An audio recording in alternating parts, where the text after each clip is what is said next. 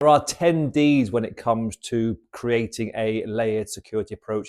Hi, I'm Luke from Equilibrium Risk, and we're still talking about how we can create a secure environment for manufacturing facilities to operate and grow. And remember, when it comes to creating a secure environment, we're looking at three main things. We're looking at reducing the opportunity for a crime to occur, making sure our security mitigation is effective, and also trying to influence or control the motivations of an attacker.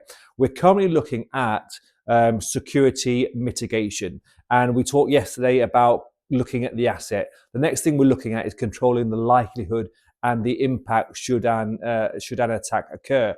And I'm sure you've heard about creating a layered security approach. So whether it's physical security or cyber security, we're looking at different layers of security all the way through to where the main asset is. So think of it like a old-fashioned castle where you've got the keep or the moat, where you've got all the keep where all the high-value stuff is held, and then you've got layers of security, including the moat, including the internal walls and the external walls, all the way out. Okay, that's the sort of thing we're sort of trying to create. And there are 10 Ds which we need to look at as a starter to create those layers of security.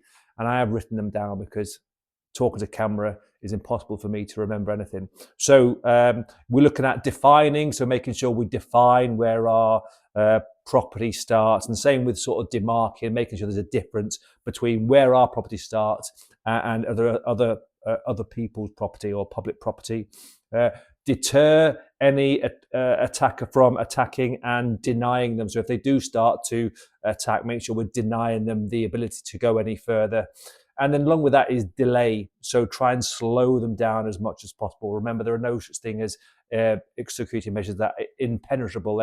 Every given enough time or resources, any security measure can be overcome. So the idea is we're trying to deny them and delay them progressing any further.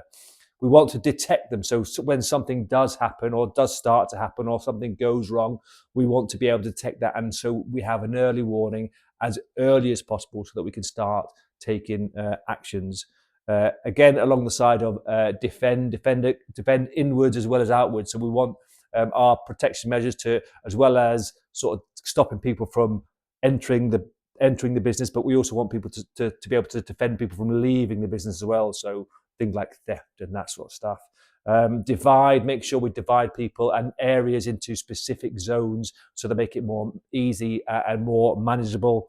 And then defeat. So we want to defeat the attacker at some point, so that, to a point where they think, well, it's too hard to go any further, we'll go somewhere else. And that leads me on to my nice one, deflect. Okay, let's look at deflecting them onto an easier target. So if you're more secure than your neighbor, for example, the chances are they will attack that rather than that as well as yourself.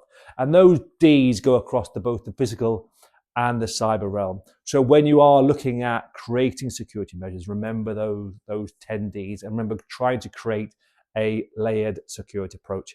And I will go into a bit more detail about how we create those layers and how we mitigate stuff in a bit more detail.